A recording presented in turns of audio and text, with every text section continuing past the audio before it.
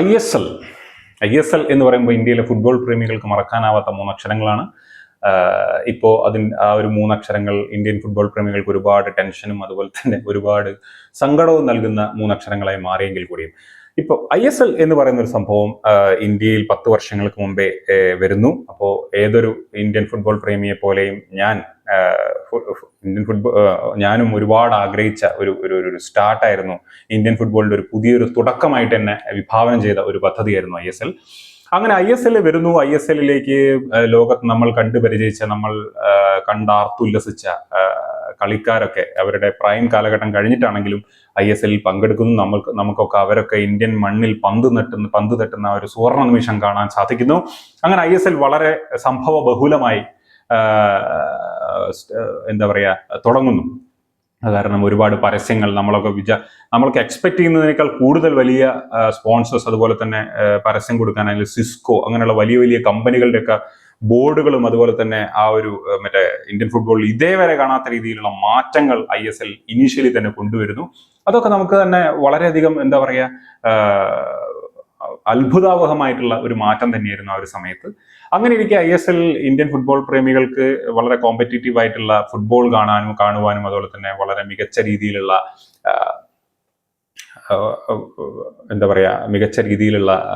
മികച്ച കളിക്കാരുടെ ഇൻവോൾവ്മെന്റ്, അതുപോലെ തന്നെ മികച്ച കളിക്കാരുടെ വരവുകൾ, അത് ഇന്ത്യൻ ഫുട്ബോളിലേക്കുള്ള വരവ്. നിങ്ങൾക്ക് ഏലാനയുടെ ഒക്കെ ഒരു ചെന്നൈയിൻ FC-യുടെ കൂടെ കളിച്ചിരുന്ന ആ ഒരു കാലഘട്ടമൊക്കെ. അപ്പോൾ ഇന്ത്യൻ കളിക്കാരും അതുപോലെ തന്നെ നമുക്ക് മനസ്സിലാവുന്നത് വെച്ച് കഴിഞ്ഞാൽ ഇന്ത്യൻ കളിക്കാർ അങ്ങനെയുള്ള എല്ലാവരും കൂടിച്ചേർന്നുകൊണ്ട് ഇവരുടെ കൂടെയുള്ള സഹവാസം അല്ലെങ്കിൽ അവരുടെ കൂടെയുള്ള ട്രെയിനിങ് അങ്ങനെയുള്ള കാര്യങ്ങൾ ഇന്ത്യൻ ഫുട്ബോളിലുള്ള വളർന്നു താരങ്ങളെ ഉയർത്തിക്കൊണ്ടുവരുന്നതിലൊക്കെ ഒരുപാട് പ്ലാനൊക്കെ ഉണ്ട്. അതായത് ഗ്രാസ് റൂട്ട് ഡെവലപ്മെന്റ്, ഇങ്ങനെയുള്ള എല്ലാ കാര്യങ്ങളും വളരെ മികച്ച രീതിയിൽ ഇന്ത്യൻ ഫുട്ബോളിൽ ഇനീഷ്യലി മികച്ചു നിന്നു. അതായത് വളരെ മികച്ച രീതിയിൽ അത് കളിക്കാരെ ഉയർത്തിക്കൊണ്ടുവരുന്നതിലൊക്കെ വലിയ പങ്കുവഹിച്ചു. എന്നാൽ പിന്നീടുള്ള വർഷങ്ങൾ മെല്ലെ ISLന്റെ ജനപ്രീതി ഇടിയുന്നതായിട്ടാണ് നമുക്ക് തോന്നിയത്. അതുപോലെ തന്നെ AIF, ഓൾ ഇന്ത്യ ഫുട്ബോൾ ഫെഡറേഷന്റെ പല തീരുമാനങ്ങളും, അതുപോലെ തന്നെ നമ്മളെ ഈ FSDL തന്നെ പല രീതിയിൽ, FSDL football sports development limited in India, അവരാണ് ISLന്റെ ഓണേഴ്സ്, പ്രൈവറ്റ് ഫേം. അപ്പൊ അവർക്കൊക്കെ തന്നെ അവരുടെ ചില ഗ്രിപ്പൊക്കെ നഷ്ടപ്പെടുന്ന പോലെയൊക്കെ നമുക്ക് തോന്നി. ISLന്റെ ജനപ്രീതി മെല്ലെ ഇടിഞ്ഞു. നിങ്ങൾക്കറിയാം കേരള ബ്ലാസ്റ്റേഴ്സിന് എന്ത് സംഭവിച്ചു. കേരള ബ്ലാസ്റ്റേഴ്സിന്റെ ഒക്കെ ഇനീഷ്യലി അവരുടെയൊക്കെ സ്റ്റേഡിയം ഒക്കെ വളരെ പാക്ഡ് ആയിരുന്നു. പിന്നെ അതിൽ നിന്നൊക്കെ ഈ കാണികളൊക്കെ കുറഞ്ഞു വരുന്നു. അതുപോലെ തന്നെ അതായത് ഫുട്ബോൾ ടീം മാനേജ്മെന്റിന് തന്നെ എങ്ങനെ കാണികളെ ഹാൻഡിൽ ചെയ്യണം എന്നറിയാത്തൊരവസ്ഥ. അതായത് നല്ലൊരു ഫുട്ബോൾ ടീമിലെ കാണികളെ എങ്ങനെ നഷ്ടപ്പെടുത്തണം എന്നുള്ള രീതിയിലൊക്കെ കേരള ബ്ലാസ്റ്റേഴ്സ് എന്തോ ഒരു കോഴ്സ് ചെയ്തത് പോലെയൊക്കെയാണ് പിന്നീടൊക്കെ നമുക്ക് തോന്നിയത്.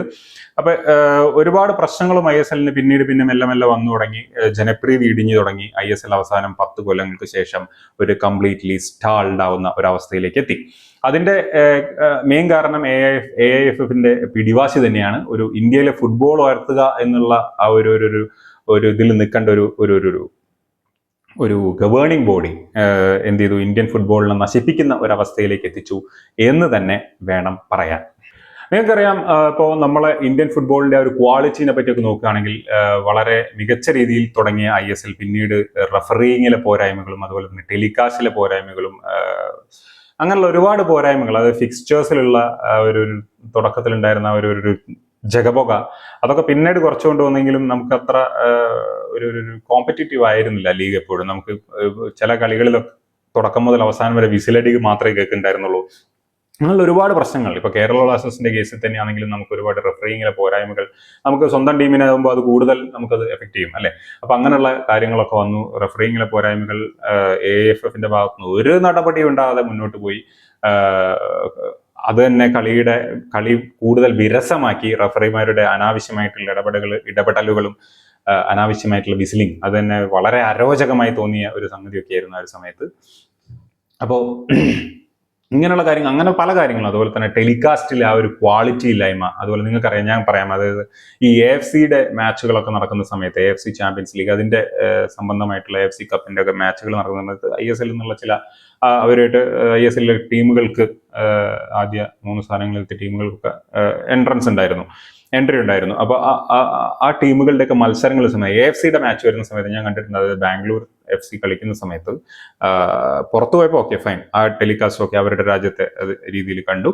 എന്നാൽ ബാംഗ്ലൂർ FC-യുടെ സ്റ്റേഡിയത്തിൽ നിന്ന് കളി വന്ന സമയത്ത് ടെലികാസ്റ്റ് വളരെ ക്വാളിറ്റി ഉള്ളതായിട്ടാണ് എനിക്ക് തോന്നുന്നത്. കാരണം വെച്ചാൽ ഇന്റർനാഷണൽ ഫുട്ബോൾ മാച്ചുകളൊക്കെ കാണുമ്പോൾ ആ ഒരു വിഷ്വൽ ക്വാളിറ്റി, അതുപോലെ തന്നെ ആ കളി കാണുമ്പോഴുള്ള ക്വാളിറ്റി, വിഷ്വൽ ക്വാളിറ്റി കൂടുമ്പോൾ ആ ഒരു ആംഗിളൊക്കെ മാറുന്ന സമയത്ത്, ടെലികാസ്റ്റ് ചെയ്യുന്ന ആംഗിളൊക്കെ മാറുന്ന സമയത്ത് ആ ഒരു ഇതൊക്കെ നമുക്ക് ഫുട്ബോൾ തന്നെ കാണാനൊരു രസം തോന്നും. അതേസമയം ക്രിക്കറ്റ് എടുക്കുന്ന ആൾക്കാർ എടുക്കുന്ന പോലെ ഫുട്ബോൾ എടുത്തു കഴിഞ്ഞാൽ കാണാൻ രസം ഉണ്ടാവില്ല. ഞാൻ പറയാറുണ്ടായിരുന്നു, ഇത് ക്രിക്കറ്റ് ടെലികാസ്റ്റ് ചെയ്ത് പരിചയിച്ച ഏതോ ചെങ്ങാനെ കൊണ്ടാണ് ഫുട്ബോൾ മാച്ചുകളൊക്കെ, ടീംസിനെ കൊണ്ടാണ് ഫുട്ബോൾ മാച്ച് ടെലികാസ്റ്റ് ചെയ്യിപ്പിക്കുന്നത്, എടുപ്പിക്കുന്നത്.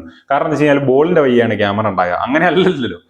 ക്രിക്കറ്റിൽ കുറച്ചുകൂടി സൂംഡ് ഒക്കെ ആയിട്ടാണ് സംഭവം. ഇത് അങ്ങനെ ഫുട്ബോൾ അധികം സൂംഡ് ആയി കഴിഞ്ഞാൽ അതിന്റെ ഒരു ഇൻട്രസ്റ്റ് പോകും. അതിപ്പോ പ്രീമിയർ ലീഗ് ആണെങ്കിലും ലാ ലീഗ് ആണെങ്കിലും ലോകത്തുള്ള ഏത് മികച്ച ലീഗ് ആണെങ്കിലും മര്യാദക്ക് ഇടത്തില്ലെങ്കിലും കാണാൻ രസം ഉണ്ടാവില്ല. അതുപോലെ തന്നെ ഈ ഒരു ചേഞ്ച് എന്ന് വെച്ച് കഴിഞ്ഞാൽ ഈ പ്രീമിയർ ലീഗ്, ലാ ലീഗ് അതുപോലെയൊക്കെയുള്ള രീതിയിലുള്ള നല്ല മികച്ച രീതിയിലുള്ള ഒരു വിഷ്വൽസ് എനിക്ക് ആ AFC-യുടെ മാച്ചിൽ കാണാൻ പറ്റി. അപ്പൊ അതൊന്നും ഇംപ്രൂവ് ചെയ്യുന്നതിനോ അല്ലെങ്കിൽ ചെയ്യുന്നതിനോ ആയിട്ടുള്ള ഒരു ശ്രമവും AIFF-ന്റെ ഭാഗത്തുനിന്ന് FSDL-ന്റെ ഭാഗത്തുനിന്ന് ഉണ്ടായിട്ടില്ല.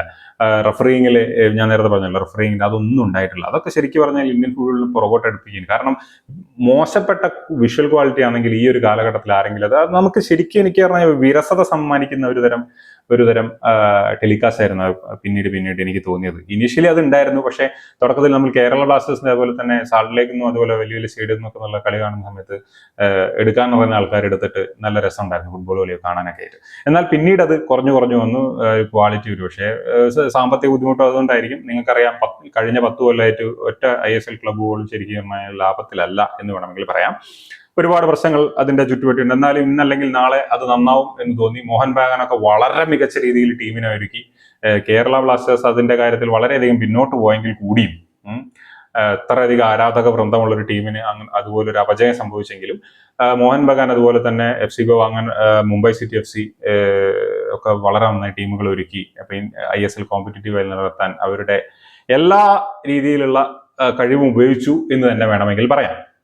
അങ്ങനെ ഇരിക്കുകയാണ് നമ്മളെ എന്താ പറയുക, സിറ്റി ഫുട്ബോൾ ഗ്രൂപ്പ് ഇന്ത്യൻ ഫുട്ബോളിൽ ഇൻവെസ്റ്റ് ചെയ്യുന്നു. അതിപ്പോൾ ഇന്ത്യൻ ഫുട്ബോളിനെ സംബന്ധിച്ച് സിറ്റി ഫുട്ബോൾ ഗ്രൂപ്പ് എന്ന് പറയുന്ന ആ ഒരു കമ്പനിയൊക്കെ ഇന്ത്യൻ ഫുട്ബോൾ ഇൻവെസ്റ്റ് ചെയ്യാന്ന് പറഞ്ഞു കഴിഞ്ഞാൽ അത് വലിയൊരു നേട്ടം തന്നെയാണ് ഇന്ത്യൻ ഫുട്ബോളിന്റെ വളർച്ചയ്ക്ക്. അപ്പൊ അവർ ഇൻവെസ്റ്റ് ചെയ്യുന്നു. അപ്പൊ അങ്ങനെയുള്ള ഒരുപാട് സുവർണ്ണ മുഹൂർത്തങ്ങൾ ISL നമുക്ക് സമ്മാനിച്ചു.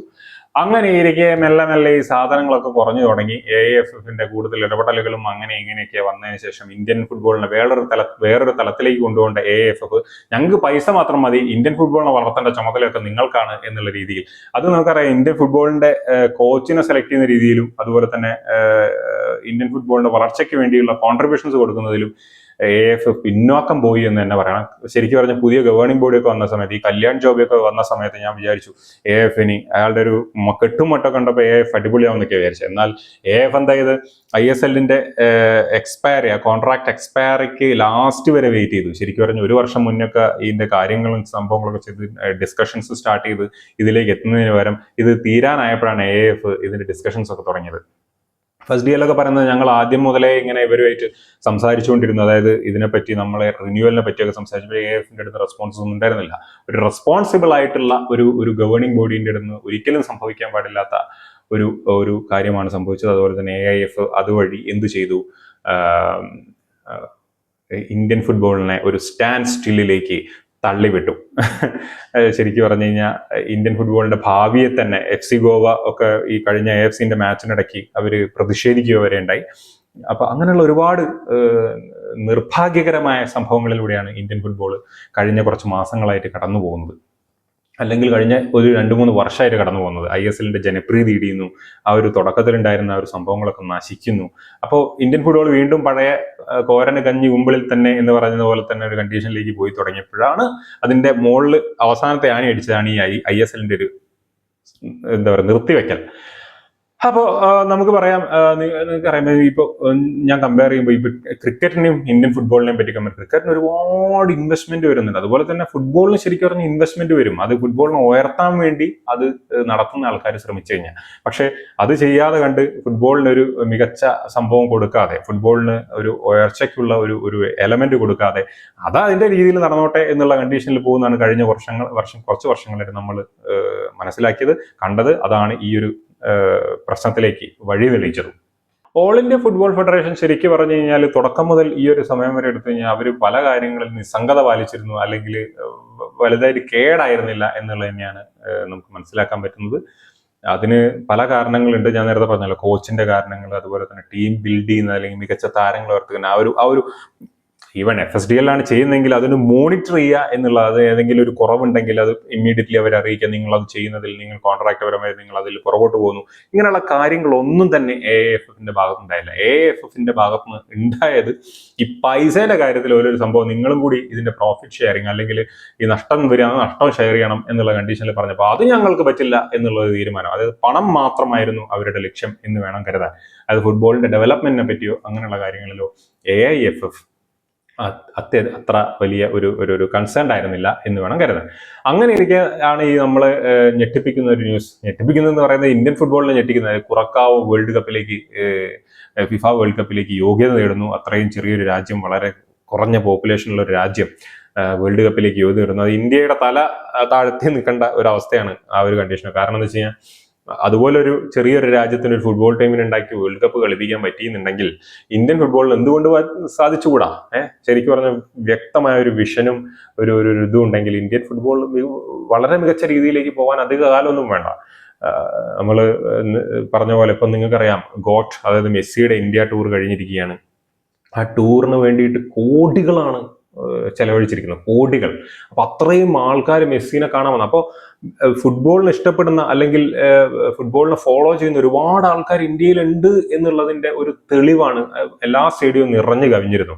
അപ്പോൾ ഒരു തെളിവാണ് ആ ഒരു ഇൻവോൾവ്മെന്റ്, ആൾക്കാരുടെ ഇൻവോൾവ്മെന്റ്, ആയാലും പിന്നെ സ്പോൺസേഴ്സിന്റെ ഇൻവോൾവ്മെന്റ് ഒക്കെ മനസ്സിലാക്കുന്നത്. അപ്പം വളരെ മികച്ച രീതിയിൽ ഓർഗനൈസ് ചെയ്ത് കഴിഞ്ഞാൽ ഇവിടെ എന്താ പറയുക, സപ്പോർട്ട് ചെയ്യാൻ ആൾക്കാരുണ്ട് എന്നുള്ളത് തന്നെയാണ് ഒരു ശരി. അപ്പോൾ നമ്മൾ മനസ്സിലാക്കേണ്ടത് വെച്ച് കഴിഞ്ഞാൽ AIFന്റെ ഈ കടുംപിടുത്തവും അതുപോലെ തന്നെ എന്ത് കണ്ടിട്ട് അവർ കടുംപിടുത്തം പിടിക്കുന്നതെന്നുള്ള എനിക്ക് മനസ്സിലാകുന്നത്. കാരണം ഇന്ത്യയിൽ ഫുട്ബോൾ എന്ന് പറയുന്ന അത്രയും മോശപ്പെട്ട ഒരു അവസ്ഥയിലാണ് ഇപ്പൊ കിടക്കുന്നത്. അപ്പോൾ എന്നിട്ടും അതിൽ കടുംപിടുത്തം എന്തെങ്കിലും ഒരു സംഭവം ഉണ്ട്, അല്ലെങ്കിൽ കൊമേഴ്ഷ്യലി വളരെ വലിയ മികച്ച ലാഭം ഉണ്ടാക്കുന്ന ഒരു സംഭവമാണ്. അപ്പൊ അങ്ങനെ ഒരു ഡിമാൻഡ് ഒക്കെ കൊടുക്കുക, അല്ലെങ്കിൽ അന്നേരം ഡിമാൻഡ് ചെയ്യുക എന്നൊക്കെ പറയുന്ന അതിലൊരു മാന്യത ഉണ്ട്. ഇത് ക്ലബുകളും അതുപോലെ തന്നെ ഇത് നടത്തുന്ന സ്പോൺസേഴ്സും നഷ്ടം മുഴുവൻ വഹിച്ചോളണം, പക്ഷെ നമുക്ക് പൈസ കിട്ടിയിരിക്കണം എന്നുള്ളത് അത് ശരിയായ രീതിയല്ല. അപ്പൊ അതിൻ്റെ അകത്ത് ഉണ്ടാകുന്ന പ്രശ്നങ്ങൾ കണ്ടുകൊണ്ട് അവരുമായിട്ടൊരു ക്വാളിറ്റി ചർച്ചകളൊക്കെ നടത്തി അതിനെ അപ്രൈസ് ചെയ്യാൻ വേണ്ടി, അതിൽ മുന്നോട്ട് കൊണ്ടുവരാൻ അല്ലെങ്കിൽ ഉയർത്തി കൊണ്ടുവരാനാണ് ഒരു ഗവേണിംഗ് ബോഡി എന്നുള്ളതിൽ AIFF ശ്രമിക്കേണ്ടിയിരുന്നത്. അതിന് അവർ ചെയ്തതുമില്ല. അങ്ങനെ ഇരിക്കെ അവരെന്ത് ചെയ്യുന്നു, പിന്നെ ഇന്ത്യൻ ഫുട്ബോൾ ISL ക്ലബ്ബുകൾ ഓപ്പറേഷൻസ് ഒക്കെ സ്റ്റോപ്പ് ചെയ്യുന്നു. നിങ്ങൾക്കറിയാം, ഈ സിറ്റി ഫുട്ബോളിനെ പറ്റി ഞാൻ നേരത്തെ പറഞ്ഞല്ലോ, സിറ്റി ഫുട്ബോൾ ഗ്രൂപ്പ് മുംബൈ സിറ്റിയിൽ നിന്ന് ഒഴിവാകുന്നു. അവർ ഒഫീഷ്യൽ സ്റ്റേറ്റ്മെന്റ് ഒക്കെ പുറത്തിറക്കി, ഞങ്ങളുടെ ഷെയർസ് എല്ലാം തന്നെ അതിന്റെ പാരന്റ് അവർക്ക് കൊടുക്കുകയാണ്. മെജോറിറ്റി ഓഫ് ഷെയർസ് ഇവർക്കായിരുന്നു, സിറ്റി ഫുട്ബോൾ ഗ്രൂപ്പിനായിരുന്നു. അതൊക്കെ അവർ വിട്ടു. അപ്പൊ അത് അവർ വന്നത് ഇന്ത്യൻ ഫുട്ബോളിന് ഒരു വലിയൊരു പ്രതീക്ഷ നൽകിയെങ്കിൽ പോയത് ഇന്ത്യൻ ഫുട്ബോളിന്റെ തകർച്ചയ്ക്ക് അവസാന താണി അടിച്ചുകൊണ്ടുള്ള ഒരു പോക്ക് തന്നെയാണ്. കാരണം വെച്ചാൽ ഇന്ത്യൻ ഫുട്ബോളിൽ ഭാവിയില്ല എന്നുള്ളത് കൊണ്ടാണല്ലോ അവർ ഒഴിഞ്ഞു പോകുന്നത്. അവർ കൃത്യമായി പറയുന്നുണ്ട്, ഈ ഒരു അൺസർട്ടൈനിറ്റി, ISLന്റെ മുകളിലുള്ള ഒരു അൺസർട്ടൈനിറ്റി, അതുപോലെ തന്നെ കൊമേഴ്ഷ്യൽ പ്രോബ്ലംസ്, ഇങ്ങനെയുള്ള കാര്യങ്ങളൊക്കെ കൊണ്ടാണ് അവർ ഇതിൽ നിന്ന് പിന്മാറുന്നത്. ഫസ്റ്റ് റീസൺ എന്ന് പറയുന്നത് ഏറ്റവും ഇമ്പോർട്ടന്റ് ആയിട്ട് അവർ ഈ ഒരു കൺസിഡർ ചെയ്തത്, അതായത് എക്സിറ്റ് കൺസിഡർ ചെയ്തത് ISLന്റെ ഒരു നിർത്തിവെപ്പ് തന്നെയാണ് എന്നതിൽ ഒരു തർക്കമില്ല. അപ്പൊ ഇതൊക്കെ കൂടി ഇന്ത്യൻ ഫുട്ബോളിന്റെ ഒരു ഡൗൺഫോൾ ഏകദേശം ഒരു സ്റ്റാൻഡ്സ്റ്റിൽ, അതായത് കംപ്ലീറ്റ് സീറോ ആയി എന്നുള്ളത് തന്നെയാണ് നമുക്ക് മനസ്സിലാക്കാൻ കഴിയുന്നത്. അങ്ങനെ ഇരിക്കുകയാണ് AIF എന്ത് ചെയ്യുന്നത്, ISL ക്ലബ്ബുകൾ, അതായത് ഇംഗ്ലീഷ് പ്രീമിയർ ലീഗിന്റെ മോഡൽ ഒരു ക്ലബ്ബുകൾക്ക് ഇത് ഓപ്പറേഷനൊക്കെ സ്റ്റോപ്പ് ചെയ്തെങ്കിലും അവർക്ക് പൈസ എക്സ്പെൻസസ് ഇപ്പോഴും ഉണ്ടാവും. ഓക്കെ, കംപ്ലീറ്റ് നിങ്ങൾ എന്റെ നാട്ടിൽ പോയിക്കും, ഇനി എന്റെ നാട്ടിൽ പോയിക്കും എന്ന് പറയാനൊന്നും പറ്റില്ലല്ലോ. അപ്പൊ ഈവൻ അവരവരുടെ നാട്ടിലാണെങ്കിൽ കൂടി അപ്പോൾ സ്റ്റിൽ എക്സ്പെൻസസ് ഉണ്ട്. അപ്പൊ ISL ക്ലബ്ബുകൾ എന്ത് ചെയ്തു, ഫുട്ബോളിന് ഇഷ്ടപ്പെടുന്ന ആൾക്കാരായിരിക്കും ഈ ISLന്റെ ക്ലബ്ബുകളിലൊക്കെ ചെയ്തെടുത്ത ആൾക്കാരും ഇങ്ങനെയുള്ള ആൾക്കാരൊക്കെ. അപ്പൊ അവരെന്ത് ചെയ്തു, ഒരു പ്രപ്പോസൽ ഇടുന്നു. AIFന് അത് ഇഷ്ടപ്പെട്ടില്ല. അത് ഇംഗ്ലീഷ് പ്രീമിയർ ലീഗിന്റെ കേസ് എന്ന് വെച്ചാൽ കൂടുതൽ അധികാരം അതിലുള്ള ക്ലബ്ബുകൾക്കാണ്. ഒരു സക്സസ്ഫുൾ മോഡലാണ് താനും. AIFന് അത് ഇഷ്ടപ്പെട്ടില്ല. ഗവേണിംഗ്, അത് ഓപ്പറേഷനും അതുപോലെ തന്നെ ഓണർഷിപ്പ് നമുക്ക് തന്നെ വേണം എന്നുള്ളൊരു കടുംപിടുത്തം AIF അപ്പോഴും ഇതാക്കി. ആ സംഭവം AIF റിജക്ട് ചെയ്തു. അത് വീണ്ടും ഇന്ത്യൻ ഫുട്ബോളിന് ഈ ഒരു മോശപ്പെട്ട അവസ്ഥയിൽ വീണ്ടും ഒരു സെറ്റ് ബാക്ക് ആയിട്ട്, അതായത് സങ്കടകരമായ ഒരു അവസ്ഥയിലേക്ക്, കൂടുതൽ സങ്കടകരമായ അവസ്ഥയിലേക്ക് AIFF തള്ളിവിട്ടു. അങ്ങനെ ഇരിക്കുക അതിനുശേഷം അവരെന്ത് ചെയ്യുന്നു, ഒരു ബോഡീനെ വെക്കുന്നു.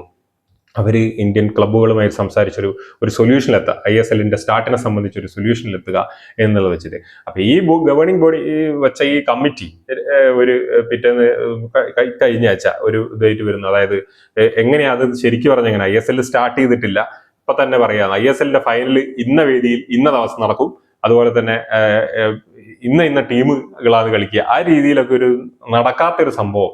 ISL തുടങ്ങിയാലല്ലേ കളി എങ്ങനെ ഫിക്സ്ചർ എങ്ങനെ വേണം ഈ സംഭവങ്ങളെന്നുള്ളത്. ഇവിടുത്തെ ഏറ്റവും വലിയ പ്രശ്നം വെച്ചാൽ ISL എപ്പോൾ തുടങ്ങും, ISL ആര് സ്പോൺസർ ചെയ്യും, കൊമേഴ്ഷ്യൽ ടെലികാസ്റ്റ് ഇങ്ങനെയുള്ള കാര്യങ്ങൾ ആര് ചെയ്യും എന്നുള്ളത്, അതിലൊന്നും ഒരു സൊല്യൂഷനും ഉണ്ടാക്കാതെ ഫസ്റ്റ് ISL നമുക്ക് ഇങ്ങനെ നടത്തിയാലോ എന്ന് ചോദിച്ചപ്പോൾ ക്ലബ്ബുകൾക്കൊക്കെ ആകെ നട്ടപ്പരാന്തെടുത്തു. അവരൊക്കെ അതിനെ മുഖം തിരിച്ച് അല്ലെങ്കിൽ ആ ഒരു പ്രപ്പോസലിനെ മൈൻഡ് പോലും ചെയ്തില്ല ക്ലബ്ബുകളൊക്കെ. അങ്ങനെ ഇരിക്കുകയാണ് ഇക്കഴിഞ്ഞ ദിവസം, അതായത് ഇന്നലെ AIFF തന്നെ ഒരു നല്ലൊരു പ്രപ്പോസലായിട്ട്, ഇനീഷ്യലി ആ പ്രപ്പോസൽ അവർ തന്ന പ്രപ്പോസൽ നമ്മൾ അതിൻ്റെ പെർട്ടിക്കുലേഴ്സ് അത് എന്തൊക്കെയാണോ കാര്യങ്ങൾ എന്നുള്ളതിൽ കൂടെ പോകുമ്പോൾ നമുക്കതൊരു നല്ലൊരു കാര്യമായിട്ട് തന്നെ തോന്നുന്നത്. പക്ഷെ അതിന് മുന്നൊരു കാര്യം പറഞ്ഞു വെച്ചാൽ നമ്മളെ ഇന്ത്യയിൽ ഒന്നിനൊരു ക്വാളിറ്റി എപ്പോഴും ഉണ്ടാവാറില്ല. ആ ഒരു പ്രശ്നം തന്നെയാണ് ഇന്ത്യൻ ഫുട്ബോളിനുള്ളത്. അതായത് ഒരു സാധനം ശൈശവ ദശയിൽ നിന്ന് ഉയർത്തി നല്ല മികച്ച രീതിയിലേക്ക് കൊണ്ടുവരിക എന്നുള്ളത് സാധിക്കുന്ന ഒരു കാര്യമാണ്. പക്ഷെ ഇന്ത്യയിൽ പല കാര്യങ്ങളും നിങ്ങൾക്ക് അത് കാണാം. അത് തന്നെയാണ് ഈ ഫുട്ബോളിൽ സംഭവിക്കുന്നത്. ഇപ്പൊ ക്രിക്കറ്റിന്റെ കാര്യമാണെങ്കിലും അപ്പോൾ വിഷ്വൽ ട്രീറ്റ്, അതായത് വിഷ്വലി അത്ര പെർഫെക്റ്റ് ആയിട്ട് ഇന്ത്യയിൽ അത് അത്ര ടെലികാസ്റ്റ് ഇപ്പൊ കുറച്ചുകൂടി വളരെ മികച്ച രീതിയിൽ ചെയ്തു തുടങ്ങിയിട്ടുണ്ട്. പക്ഷെ ഇന്ത്യൻ സ്റ്റേഡിയംസ് ഒക്കെ ഉണ്ട്, ക്രിക്കറ്റ് സ്റ്റേഡിയംസ് ഒക്കെ. അപ്പൊ ആ ഒരു സ്റ്റിൽ BCCI ഇത്ര വലുതാണെങ്കിലും അതിൻ്റെതായിട്ടുള്ള പോരായ്മകളൊക്കെ സ്റ്റേഡിയങ്ങളിലൊക്കെ എപ്പോഴും ഉണ്ട്. അപ്പൊ നിങ്ങൾക്ക് അറിയാം അപ്പൊ ഫുട്ബോളിന്റെ അവസ്ഥ എന്തായിരിക്കും, തീരെ ഈ ഒരു ഇൻവോൾവ്മെന്റ് ഇല്ലാത്ത അത്ര അധികം ആരാധകരില്ലെങ്കിൽ കൂടിയും. അപ്പോൾ നിങ്ങൾക്ക് അറിയാം അതിന്റെ ഒരു പ്രശ്നം നമുക്ക് മനസ്സിലാവും എന്തൊക്കെയാണ് ഫുട്ബോൾ അപ്പോൾ ഇനീഷ്യലി അഭിമുഖീകരിക്കുന്ന പ്രശ്നങ്ങൾ എന്നുള്ളത്. അപ്പോൾ അങ്ങനെ ഇരിക്കെ ഞാൻ നേരത്തെ പറഞ്ഞ പോലെ AIFF ഒരു പുതിയൊരു പ്രപ്പോസലുമായിട്ട് വരുന്നു. പിന്നെ ഇനീഷ്യലി അതിന്റെ പർട്ടിക്കുലേഴ്സ് അതിന്റെ കാര്യങ്ങളൊക്കെ നോക്കുന്ന സമയത്ത് അത് കുറച്ചൊരു പ്രോമിസിംഗ് ആയിട്ടുള്ള ഒരു നല്ലൊരു വിഷണറി ആയിട്ടുള്ള ഒരു പ്രപ്പോസലിനാണ് എന്ന് വേണം പറയാൻ. അപ്പോൾ അതിന്റെ പ്രപ്പോസൽ എന്താണെന്നുള്ളത് നോക്കാം. കാരണം അറ്റ് ലാസ്റ്റ് AIFF ഒരു നല്ലൊരു തീരുമാനം എടുത്ത് എന്ന് വേണമെങ്കിൽ പറയാവുന്ന ഒരു കാര്യമാണ്. അതിന്റെ വിജയകരം ആ ഒരു പ്രപ്പോസലിന്റെ അത് നടക്കുമോ ഇല്ലയോ എന്നുള്ളത് വരുന്ന ദിവസങ്ങളിൽ അറിയാൻ പറ്റുള്ളൂ. അറ്റ്ലീസ്റ്റ് ഒരു പ്രപ്പോസൽ ഒരു ഇത്രയും മാസങ്ങൾക്കിടയിൽ അവരൊരു നല്ലൊരു സ്റ്റെപ്പ് എടുത്തു എന്ന് പറയുന്നത് അത് ഇന്നലെയാണ്. അപ്പൊ അതിന്റെ പ്രപ്പോസൽ എന്തൊക്കെയാണെന്നുള്ളത് നോക്കാം. അപ്പോൾ ഈ AIFF എന്ത് ചെയ്തു, ഒരു റീവാം പ്രപ്പോസൽ വന്നിരിക്കുകയാണ് ISL വേണ്ടിയിട്ട്. ഇത് AIFF taking full responsibility and ownership of the league. അത് അടുത്ത 20 വർഷത്തേക്ക്, അതായത് പ്രൊമോഷൻ റിലീഗേഷൻ ഒക്കെ ഉണ്ട്. അതുപോലെ അടുത്ത സീസൺ മുതൽ പ്രൊമോഷൻ. അപ്പോൾ കലണ്ടർ, അതുപോലെ തന്നെ കലണ്ടർ, അതായത് ഫുട്ബോൾ കലണ്ടർ ഗ്ലോബൽ കലണ്ടറിന് പോലെ, അതായത് ജൂലൈ മുതൽ മെയ് വരെ ഒരു വർഷം തുടങ്ങി അടുത്ത വർഷം തീരുന്ന രീതിയിലുള്ള വലിയൊരു ലെങ്തി കലണ്ടർ തന്നെയാണ്. അതിലേക്ക് പോവാണ്. അത് വളരെ നല്ലൊരു കാര്യം തന്നെയാണ് ഇന്ത്യൻ ഫുട്ബോളിന്. അപ്പോൾ ഈ പ്ലേയേഴ്സിനൊക്കെ ഒരുപാട് സമയം കിട്ടും. ഫുട്ബോളിൽ ഈ ഒരു റെസ്റ്റ് എന്ന് പറയുന്നത് വളരെ ഇമ്പോർട്ടന്റ് ആയിട്ടുള്ള ഒരു സംഗതി തന്നെയാണല്ലോ. അപ്പോൾ അതിനൊക്കെ നല്ല കൂടുതൽ കോമ്പറ്റീറ്റീവ് ആയിട്ടുള്ള ഫുട്ബോൾ നമുക്ക് കാണാൻ പറ്റും. അപ്പോൾ അവർ എക്സ്പെക്ട് ചെയ്യുന്നത് വെച്ചാൽ 2026 ഫെബ്രുവരിയിലാണ് ഈ ഒരു സീസൺ, അതായത് ഇപ്പം മുടങ്ങിക്കിടക്കുന്ന സീസൺ സ്റ്റാർട്ട് ചെയ്യാൻ ശ്രമിക്കുന്നത്. അപ്പോൾ അതൊരു പെട്ടെന്നുള്ളൊരു സീസൺ ആയിരിക്കും, ഒരു ഷോർട്ടൺ ചെയ്തൊരു സീസൺ ആയിരിക്കും. കാരണം സമയമല്ല, അടുത്ത സീസൺ അടുത്ത മാസങ്ങളിൽ തന്നെ തുടങ്ങേണ്ടതാണ്. 2026-2027 സീസൺ തുടങ്ങേണ്ടതാണ്. അപ്പോൾ യെസ്, അത് കുറച്ച് പ്ലേയേഴ്സിനൊക്കെ ബുദ്ധിമുട്ടുണ്ടാക്കും എന്നുള്ളത് പറയാം. അതുപോലെ തന്നെ ഫെബ്രുവരിയിലാക്കിയതിന് AIFF പറയുന്നത് വെച്ച് കഴിഞ്ഞാൽ ക്ലബ്ബുകൾക്കൊക്കെ ഇപ്പോഴും ഒരു തീരുമാനത്തിലേക്ക് എത്തി. അടുത്ത ഒരു മാസം കൊണ്ട് തയ്യാറെടുപ്പുകളൊക്കെ നടത്താൻ വേണ്ടിയിട്ടാണ് ഫെബ്രുവരിയിലേക്ക് മാറ്റിയത് എന്നാണ് പറയുന്നത്. അപ്പോൾ നമുക്ക് ഇതിന്റെ കീ ഹൈലൈറ്റ്സ് എന്തൊക്കെയാണ് നോക്കി ISL ന്യൂ പ്രപ്പോസൽ. അപ്പോൾ ഫസ്റ്റ് പറയാനുള്ളത് ഓണർഷിപ്പ് ആൻഡ് ഓപ്പറേഷൻ തന്നെയാണ്. The league will be directly owned and managed by AIFF. അടുത്ത 20 വർഷത്തേക്ക് അത് ഈ പ്രൈവറ്റ് ഓപ്പറേറ്റേഴ്സിലുള്ള ആ ഒരു ഡിപ്പെൻഡൻസി ഒഴിവാക്കുകയാണ്. അതുപോലെ ഏറ്റവും ഇമ്പോർട്ടൻ്റ് ആയിട്ട് promotion and relegation system. ISL ഇതുവരെ ഈ റെലിഗേഷൻ ഉണ്ടായിരുന്നില്ല. അതുകൊണ്ട് എന്താണെന്ന് വെച്ചാൽ ഈ ISL ടീമുകളൊക്കെ ഒരു ടെൻഷനും ഇല്ലാതെ എത്ര മോശമായിട്ട് കളിച്ചാൽ എത്ര മോശമായിട്ട് ടീം ഒരുക്കിയാലും അടുത്ത വർഷവും ISL കളിക്കാൻ പറ്റും എന്നുള്ള ഒരു ആത്മവിശ്വാസം അവർക്കുണ്ട്. ആ ഒരു ആത്മവിശ്വാസത്തിനെയാണ് ഇനി തകർക്കാൻ പോകുന്നത്. കാരണം ഇനി ലീഗും ISL അതുപോലെ ലോവർ ഡിവിഷൻ ISL അതുപോലെ ലോവർ ഡിവിഷൻ ലീഗുകൾ എന്താ പറയുക യോജിച്ച് പ്രവർത്തിക്കുന്ന ഒരു സമയമാണ് ഇനി വരാൻ പോകുന്നത്. ലീഗിൽ നിന്നുള്ള പ്രൊമോഷൻ ലഭിക്കും. അതുപോലെ തന്നെ ആ ടീമുകൾ കൂടുതൽ ഇൻവെസ്റ്റ് ചെയ്യേണ്ടി വരും കോമ്പറ്റീറ്റീവായിട്ട് ISL കാളിക്കാൻ വേണ്ടിയിട്ട്. അപ്പൊ അതുപോലെ തന്നെ ഈ റിലീഗേഷൻ ഒഴിവാക്കാൻ വേണ്ടി ഫിനാൻഷ്യൽ പ്രശ്നങ്ങളൊക്കെ വരും. ISL ക്ലബ്ബുകൾ പല ക്ലബ്ബുകളും എതിർക്കാൻ ഇടയുള്ള ഒരു സംഭവം തന്നെയാണ് ഈ റിലീഗേഷൻ. കാരണം അവർ ആ ഒരു പൈസ ഇട്ട് റിലീഗേറ്റഡ് ആയി ലീഗിൽ പോയി കഴിഞ്ഞാൽ ഇൻവെസ്റ്റ് ചെയ്ത സംഭവം കുറഞ്ഞല്ലോ, അവർക്ക് തിരിച്ചു കിട്ടുന്ന പണം കുറയും, കൂടുതൽ നഷ്ടങ്ങളിലേക്ക് പോകും എന്നുള്ളൊരു പേടി അവർക്കുണ്ട്. പക്ഷേ ഈ relegation and promotion system actually ഒരു ലീഗിനെ എപ്പോഴും കോമ്പറ്റീറ്റീവ് ആക്കും. അതായത് നമുക്കറിയാം മുകളിലും താഴെയും ഒരു ശക്തമായ മത്സരം നടക്കും. അപ്പോൾ ലീഗ് കൂടുതൽ എന്റർടൈൻഡ് ആവും. നമുക്ക് കൂടുതൽ എന്താ പറയാ ഒരു വിഷ്വൽ ട്രീറ്റ് ആയിരിക്കും ആ ഒരു സംഭവം. അപ്പോൾ എന്ത് ചെയ്യുന്ന വെച്ച് കഴിഞ്ഞാൽ ഈ ടീമുകൾക്ക് കൊല്ലം നമ്മൾ കുറച്ച് ഇൻവെസ്റ്റ് ചെയ്തില്ലെങ്കിൽ പ്രശ്നമില്ല, അടുത്ത കൊല്ലം എന്തേ നോക്കാം എന്നുള്ള കണ്ടീഷനിൽ ചിന്തിക്കാൻ ടീമുകൾക്കാവില്ല. കാരണം ഇവർക്ക് ഈ കൊമേഴ്ഷ്യൽ ISL തന്നെ നിലനിൽക്കണം എന്ന് ആഗ്രഹമുള്ളതിന് അവർ മികച്ച ടീമിനെ എടുക്കാൻ നോക്കും. ഡെഫിനറ്റ്ലി ലീഗ് കഴിഞ്ഞ വർഷങ്ങളിൽ കണ്ടതിനേക്കാൾ വളരെ കോമ്പറ്റീറ്റീവായി മാറും എന്നുള്ളതിൽ സംശയമില്ല. സീസൺ കലണ്ടർ ഷിഫ്റ്റ്, അതായത് ഇത്രയും കാലം സെപ്റ്റംബർ ടു മാർച്ച് ആയിരുന്നു നടന്നുകൊണ്ടിരുന്നത്. ഇനി മുതൽ അത് ജൂൺ മുതൽ മെയ് വരെ നടക്കും. അതായത് ഇന്റർനാഷണൽ ഫുട്ബോൾ കലണ്ടേഴ്സിന് കംപ്ലീറ്റ്ലി ആ ഒരു അവരെ തന്നെ ഫോളോ ചെയ്തുകൊണ്ടുള്ള ഇന്റർനാഷണൽ, അതായത് ഫിഫ അതുപോലെ തന്നെ പിന്നെ AFCന്റെ ഒക്കെ കലണ്ടർ അതുപോലെ റെക്കമെൻഡേഷൻ അനുസരിച്ചുള്ള രീതിയിലേക്ക് ഫുട്ബോൾ കലണ്ടർ മാറും എന്നുള്ളത് വളരെ മികച്ച ഒരു തീരുമാനം തന്നെയാണ്. അതുപോലെ തന്നെ 20 വർഷത്തെ ഒരു വിഷനാണ്. അതായത് AF aims to stabilize ISL with a long-term roadmap, ensuring sustainability and competitive balance. അതും ശരിയാണ്, വളരെ ഞാൻ നേരത്തെ പറഞ്ഞ പോലെ കോമ്പറ്റീറ്റീവ് ആവും. 20 വർഷത്തെ വിഷൻ, അത് നല്ലൊരു സംഭവം തന്നെയാണ്. അതും ആ ഒരു പോയിന്റും വളരെ സംഭവം തന്നെ. അപ്പോൾ ഓൾറെഡി AIFF എന്ത് ചെയ്തിട്ടുണ്ട്, ഈ പ്രപ്പോസൽ ക്ലബുമായിട്ടൊക്കെ ചെയ്തു വെച്ചിട്ടുണ്ട്. അവർ ഫീഡ്ബാക്കിന് വേണ്ടി വെയിറ്റ് ചെയ്യാണ്. 29th എങ്ങാണ്ട് ഒരു മീറ്റിംഗ് വെച്ചിട്ടുണ്ട് ഡൽഹിയിൽ വെച്ചിട്ട്. ISLന്റെ സ്റ്റേക്ക് ഹോൾഡേഴ്സ്, അതായത് ക്ലബ്ബുകളുടെ സ്റ്റേക്ക് ഹോൾഡേഴ്സും അതുപോലെ തന്നെ അതിന്റെ ഓണേഴ്സും ഒക്കെ പങ്കെടുക്കും എന്നാണ് പറയപ്പെടുന്നത്. അപ്പൊ അതിലൊരു തീരുമാനം ഉണ്ടാകും. ഇനീഷ്യലി ക്ലബ്ബുകളുടെ ഭാഗത്തു നിന്നും വളരെ പോസിറ്റീവായിട്ടുള്ള ഒരു റെസ്പോൺസ് ആണ് ഇപ്പോൾ വന്നിരിക്കുന്നത്. ചില ആൾക്കാർ, ഈ ഒരു മീറ്റിംഗ് അറ്റൻഡ് ചെയ്ത ചില ക്ലബ് ഒഫീഷ്യൽസ് പറയുന്നത്, ലോവർ ഒഫീഷ്യൽസ് ആണ്, അവർ പറയുന്നത് വെച്ച് കഴിഞ്ഞാൽ it was A very good plan. Proposal ശരിക്കും പറഞ്ഞു കഴിഞ്ഞാൽ അത് അവരെ സർപ്രൈസ് ചെയ്തെന്ന് പറയുന്നത്. കാരണം ഇതേ സെയിം പ്രപ്പോസലാണ് പണ്ട് FSDLും ISL ക്ലബ്ബുകളും മുന്നോട്ട് വെച്ചത്. അതാണ് AIF റിജക്ട് ചെയ്തത്. അവസാനം അവർ ആ ഒരു ഇതിലേക്ക് സംഭവം നടക്കൂല എന്ന് വന്നപ്പോൾ AIF പഴയ ആ ഒരു രീതിയിലേക്ക് തന്നെ, പക്ഷെ ഓണർഷിപ്പ് AIFന്റെ കയ്യിൽ വെച്ചുകൊണ്ട് അവർ പ്രപ്പോസൽ വെച്ചിരിക്കുകയാണ്. അപ്പോൾ ഇനിയിപ്പോ എന്ന് വെച്ച് കഴിഞ്ഞാൽ നമുക്കൊരു കമ്പാരിസൺ ടേബിൾ, അതായത് old ISL and new ISL എന്തൊക്കെയാണ് വളരെ ഇമ്പോർട്ടന്റ് ആയിട്ടുള്ള ചേഞ്ചുകൾ. ഓണർഷിപ്പ് മാറി. ഓണർഷിപ്പ് പണ്ട് പ്രൈവറ്റ് ആയിരുന്നു, ഞാൻ പറഞ്ഞ പോലെ FSDL, football sports development limited, അവരുടെ കയ്യിലായിരുന്നു. ഇനിയിപ്പോൾ ആ ഒരു കമ്പനിയിൽ നിന്ന് മാറി AIF ഓൺഡ് ആൻഡ് മാനേജ്ഡ് ആയിട്ടാണ് ഇനിയിപ്പോൾ ഈ സംഭവങ്ങൾ നടക്കുക, ISL നടക്കുക. അതുപോലെ ലീഗ് ഡ്യൂറേഷൻ എന്ന് പറയുന്നത് സെപ്റ്റംബർ മുതൽ മാർച്ച് വരെ ആയിരുന്നു. ഇനി അത് നേരെ മാറി ഇന്റർനാഷണൽ കലണ്ടേഴ്സിലെ ഇന്റർനാഷണൽ ഫുട്ബോൾ കലണ്ടറിനോട് യോജിക്കും വിധം ജൂൺ മുതൽ മെയ് വരെ ആണ് ഇനി ഉണ്ടാവുക. അതൊരു ലോങ് സീസൺ തന്നെയായിരിക്കും and it will be more interesting. അതുപോലെ പ്രൊമോഷൻ റിലീഗേഷൻ ഉണ്ടായിരുന്നില്ല. ഇനി വരുന്ന വർഷങ്ങളിൽ പ്രൊമോഷൻ റിലീഗേഷനും ഉണ്ടായിരിക്കും. അതുപോലെ കോൺട്രാക്ട് ലെങ്ത് 10 വർഷമായിരുന്നു FSDL. That's okay. ഇത് 20 വർഷത്തെ ഒരു AIFF വിഷൻ എന്ന് തന്നെയാണ് പറയുന്നത്. സീസൺ സ്റ്റാർട്ട് ഫെബ്രുവരി 7-നാണ് സ്റ്റാർട്ട് ചെയ്ത്. 2026 ഒരു ഷോർട്ട് ആൻഡ് സീസൺ ആയിട്ട് ഈ ഒരു പുതിയൊരു സംഭവം പ്രപ്പോസൽ സ്റ്റാർട്ട് ചെയ്യും എന്ന് പറയുന്നു.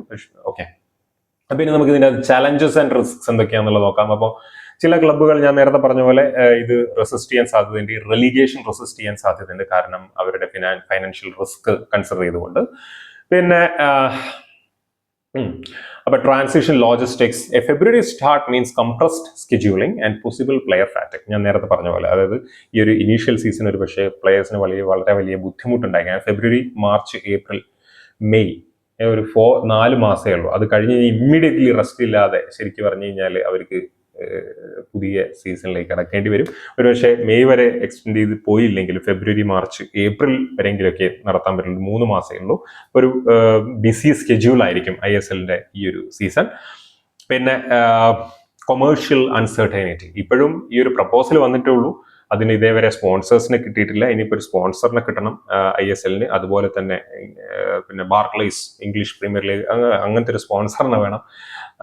അതുപോലെ എന്ത് വേണം, പിന്നെ ടെലിവിഷൻ, അതായത് ബ്രോഡ്കാസ്റ്റ് റൈറ്റ്സ് ഏതെങ്കിലും ഒരു ആൾക്കാർ എടുക്കണം. അല്ലെങ്കിൽ നമുക്ക് കളി കാണാൻ ആരെങ്കിലും എടുക്കണ്ടേ. അപ്പോൾ അതിങ്ങനെയുള്ള കുറച്ച് അൺസർട്ടൈനിറ്റി കൂടെ ഇതിനകത്ത് ഉണ്ട് കമേഴ്ഷ്യലി. അപ്പോൾ ഞാൻ നേരത്തെ പറഞ്ഞ പോലെ ലോവർ ഡിവിഷൻ പിന്നെ ആയിട്ടുള്ള ലീഗുകളുമായിട്ടുള്ള ഇന്റഗ്രേഷൻ വളരെ സ്മൂത്ത് ആയിരിക്കണം. അതിലൊരു പ്ലാൻ അവർ തയ്യാറാക്കേണ്ടി വരും. സോ യെസ്, അങ്ങനെയുള്ള കുറച്ച് കാര്യങ്ങളാണ് ഉള്ളത്. അപ്പോൾ എന്താണ് ഈ ഒരു പ്രപ്പോസൽ എന്ന് പറയുമ്പോൾ, ഈ പ്രപ്പോസൽ ശരിക്കും പറഞ്ഞു കഴിഞ്ഞാൽ AIF പറയുന്നത് ഇന്ത്യൻ ഫുട്ബോളിനെ റീഷേപ്പ് ചെയ്യാനുള്ള, പണ്ട് ISL തുടങ്ങിയ സമയത്ത് പറഞ്ഞ പോലെ തന്നെ ഒരു ഇന്ത്യൻ ഫുട്ബോളിനെ റീഷേപ്പ് ചെയ്യാനുള്ള, പക്ഷെ ഇതിനകത്ത് കുറച്ച് പ്രോമിസിംഗ് ആയിട്ടുള്ള എലമെന്റ് ഉണ്ട് എന്നുള്ളത് സത്യം തന്നെയാണ്. അത് global alignment, calendar alignment, season alignment, അതുപോലെ തന്നെ പ്രൊമോഷൻ, റിലീഗേഷൻ, ഇങ്ങനെയുള്ള കാര്യങ്ങളൊക്കെ വളരെ പ്രോമിസിംഗ് ആയിട്ടുള്ള ഒരു ചേഞ്ച് തന്നെയാണ്. അടുത്ത 20 വർഷത്തേക്ക് ഞാൻ പറഞ്ഞ പോലെ ലീഗിനെ കൂടുതൽ കോമ്പറ്റീറ്റീവ് ആക്കാനും അതുപോലെ ഇൻട്രസ്റ്റിംഗ് ആക്കാനും ഒക്കെ ആയിട്ടുള്ള ഒരു ചേഞ്ചസ് തന്നെയാണ് ഇത്. With lying risks somewhere and here. Okay, അങ്ങനെ ഇരിക്കെ ഇത് ഇന്ത്യൻ ഫുട്ബോളിനെ മാറ്റിമറിക്കും എന്ന് നമുക്ക് പ്രതീക്ഷിക്കാം. അപ്പോൾ നമ്മൾ മെസ്സിയുടെ ടൂറിൽ നമ്മുടെ മഹാരാഷ്ട്ര CM പറഞ്ഞ പോലെ, ഫട്നാവിസ് പറഞ്ഞ പോലെ, അതായത് അവർക്കൊരു മഹാരാഷ്ട്രയ്ക്ക് ഒരു പ്രോഗ്രാം ഉണ്ടല്ലോ, അതിന്റെ ഒരു സ്വിച്ച് ഓൺ കർമ്മം മെസ്സി അന്ന് നിർവഹിച്ചു. അപ്പം അയാൾ പറയുന്നത് 2038 ഉള്ള വേൾഡ് കപ്പിൽ 38 തോന്നുന്നു, ഒരു 34, ഓക്കെ. അപ്പോൾ ആ ഒരു വേൾഡ് കപ്പിൽ, എനിക്ക് ശരിക്കും ഓർമ്മയില്ല, ആ ഒരു വേൾഡ് കപ്പിൽ ആ ഒരു യൂത്ത് ഡെവലപ്മെന്റ് പ്രോഗ്രാമിൽ നിന്നുള്ള കളിക്കാർ ഇന്ത്യൻ ഫുട്ബോൾ ടീം യോഗ്യത നേടും, വേൾഡ് കപ്പിന് ആ ഇന്ത്യൻ ഫുട്ബോൾ ടീമിൽ കളിക്കും എന്നാണ് ഫട്നാവിസ് പറയുന്നത്. അദ്ദേഹത്തിന് നാക്ക് പറഞ്ഞാവട്ടെ, നമുക്ക് എത്രയും പെട്ടെന്ന് നമ്മുടെ ഇന്ത്യൻ ഫുട്ബോൾ ടീം വേൾഡ് കപ്പിൽ കളിക്കുന്നത് കാണാനുള്ള ഭാഗ്യമുണ്ടാവട്ടെ എന്ന് നമുക്ക് ആഗ്രഹിക്കാം. അപ്പോൾ യെസ്, അപ്പോൾ അതിനൊക്കെ വേണ്ടിയിട്ടുള്ള ഒരു ചുവടുവെപ്പായി ഇത് മാറട്ടെ എന്ന് പ്രത്യാശിക്കാനേ പറ്റുള്ളൂ. നമുക്ക് ഉറപ്പൊന്നും പറയാൻ പറ്റില്ല, കാരണം ഇതുവരെ ഈ ഒരു പ്രപ്പോസലേ വന്നിട്ടുള്ളൂ. ഇനി ഒരുപാട് ചർച്ചകൾ നടക്കേണ്ടിയിരിക്കുന്നു, അതൊക്കെ വളരെ ഫാസ്റ്റ് ആയിട്ട് നടക്കേണ്ടിയിരിക്കുന്നു. അടുത്ത വരും 1-2 ആഴ്ചകൾക്കുള്ളിൽ നമുക്ക് ഇതിനെപ്പറ്റി ഒരു കൃത്യമായിട്ടുള്ള ഒരു പിക്ചർ ലഭിച്ചേ പറ്റൂ. എന്നാലേ ഫെബ്രുവരിയിൽ ആ ഒരു ലീഗ് സ്റ്റാർട്ട് ചെയ്യാൻ പറ്റുള്ളൂ, അല്ലെങ്കിൽ വീണ്ടും ബുദ്ധിമുട്ടുകളിലേക്ക് ഇത് പോകും. സോ ഇപ്പൊ ക്ലബ്ബുകളുണ്ട്, ഓപ്പറേഷനെ സ്റ്റോപ്പ് ചെയ്തിട്ടുള്ളൂ. ക്ലബ്ബുകൾ പിരിച്ചുവിടുന്ന സാഹചര്യം ഉണ്ടായി കഴിഞ്ഞാൽ ആ ഒരു ഇത്രയും വർഷങ്ങളായി ഉണ്ടാക്കിക്കൊണ്ടുവന്ന പല ഗുണങ്ങളും അവിടെ കംപ്ലീറ്റ്ലി സ്റ്റോപ്പ് ആവുന്നതായിരിക്കും. അതൊന്നും സംഭവിക്കാതിരിക്കട്ടെ എന്ന് പ്രത്യാശിക്കാം. AIF ഒരു ബുദ്ധിപരമായ തീരുമാനത്തിലേക്ക് ക്ലബ്ബുകളെ കൂടി, അല്ലെങ്കിൽ ഇതിന്റെ ഇൻട്രസ്റ്റിംഗ് ഫാക്ടേഴ്സിനെ കൂടി കൺസിഡർ ചെയ്തുകൊണ്ട് മുന്നോട്ട് പോകും എന്ന് ആഗ്രഹിക്കാനേ പറ്റുള്ളൂ. സോ അങ്ങനെ ഇന്ത്യൻ ഫുട്ബോൾ വേറൊരു തലത്തിലേക്ക് എത്തട്ടെ എന്ന് ആശംസിച്ചുകൊണ്ട് ഞാൻ നിർത്തുന്നു. ബൈ.